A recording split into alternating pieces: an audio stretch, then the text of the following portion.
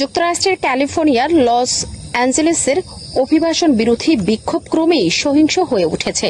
এ অবস্থায় বিক্ষোভ দমনে কঠোর নির্দেশ দিয়েছেন মার্কিন প্রেসিডেন্ট ডোনাল্ড ট্রাম্প। তিনি ঘোষণা করেছেন বিক্ষোভের মাস্ক পরা ব্যক্তিদের তাৎক্ষণিকভাবে গ্রেফতার করতে হবে। সোমবার এনডিটিভির এক প্রতিবেদনে জানানো হয়, ট্রাম্প তার সোশ্যাল ট্রুথ প্ল্যাটফর্মে লিখেছেন, এখনই মাস্ক পরা লোকদের গ্রেফতার করুন।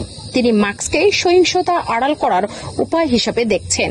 বিক্ষোভকারীরা মাস্ক পরে মূলত নিজেদের পরিচয় গোপন রাখতে এবং কাঁদানে গ্যাস ও ধোঁয়া থেকে রক্ষা পেতে, কিন্তু এই আদেশের আইনি বৈধতা নিয়ে প্রশ্ন উঠেছে। এদিকে রোববার অভিবাসন নীতির বিরুদ্ধে তৃতীয় দিনের বিক্ষোভে পরিস্থিতি নিয়ন্ত্রণে আনতে ক্যালিফোর্নিয়া ন্যাশনাল গার্ড মোতায়েন করা হয়েছে। তবে ডেমোক্র্যাট গভর্নর গ্যাভিন নিউসম একে অবৈধ আখ্যা দিয়েছেন। লস অ্যাঞ্জেলেসের পুলিশ জানায়, পুলিশের নির্দেশ অমান্য করায় 27 জন বিক্ষোভকারীকে ইতিমধ্যে গ্রেফতার করা হয়েছে।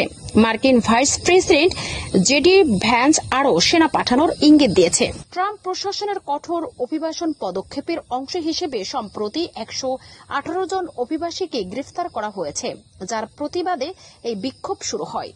এর জেরে হোয়াইট হাউস ইতিমধ্যে লস অ্যাঞ্জেলেসে 2000 ন্যাশনাল গার্ড মোতায়েনের সিদ্ধান্ত নিয়েছে।